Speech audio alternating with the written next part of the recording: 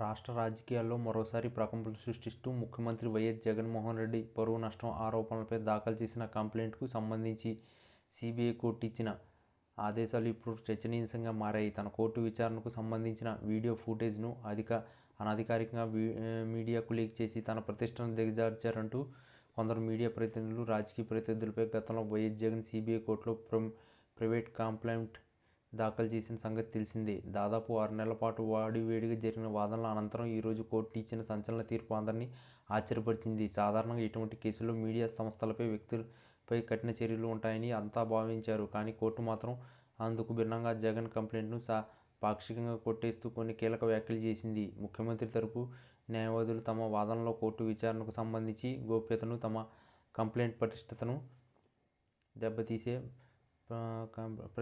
దెబ్బతీసే విధంగా ఆ వీడియో ఫుటేజీ ఎడిట్ చేసి అసత్య ప్రచారాలు చేశారని కోర్టు దృష్టికి తీసుకెళ్లారు. దీనివల్ల ముఖ్యమంత్రిగా ఉన్న వ్యక్తి గౌరవానికి భంగం కలిగిందని, ప్రజా జీవితంలో ఆయనపై దుష్ప్రచారం జరిగిందని వాదించారు.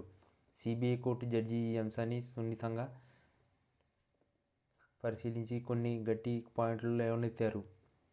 ప్రజా జీవితంలో ఉన్న వ్యక్తి ముఖ్యమంత్రి వంటి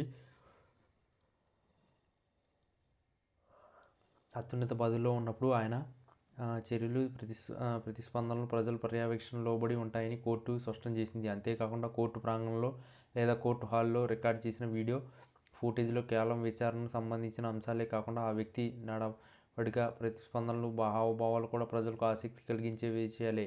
వాటిని ప్రచురించడం పరువు నష్టం కిందకి పూర్తిగా రాదు అని కోర్టు పేర్కొన్నట్టు తెలిసింది. అయితే వీడియో ఫుటేజీ ఎడిటింగ్ చేసి వక్రీకరణ ద్వారా దురుద్దేశపూర్వకంగా ప్రచారం చేసిన అంశంపై మాత్రం కోర్టు సీరియస్గా స్పందించింది. అసలు వీడియో ఫుటేజ్ని సేకరించి ఎడిట్ చేసిన వారిపై, తప్పుడు సమాచారం వ్యాప్తి చేసిన వారిపై పరువు నష్టం కేసు దాఖలు చేసుకునే స్వేచ్ఛ పిటిషనర్కు ఉంది. కానీ దీనికి సంబంధించి పూర్తి వివరాలు, ఆధారాలు పిటిషనర్ కోర్టుకు సమర్పించలేదు. అందువల్ల ఈ కంప్లైంట్పై నేరుగా చర్యలు తీసుకోలేము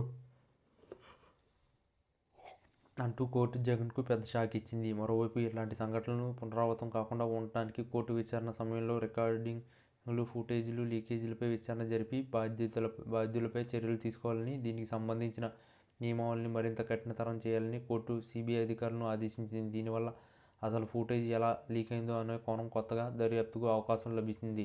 ఈ తీర్పుపై మాజీ ముఖ్యమంత్రి తరపు న్యాయవాదులు పై కోర్టులో అప్పీల్ చేశారా లేదా అన్న వాదనపై ఇంకా స్పష్టత రాలేదు. ఏదేమైనా ఈ తీర్పు రాజకీయ వర్గాల్లో, మీడియా సర్కిల్స్లో కొత్త చర్చకు తెరలేపింది.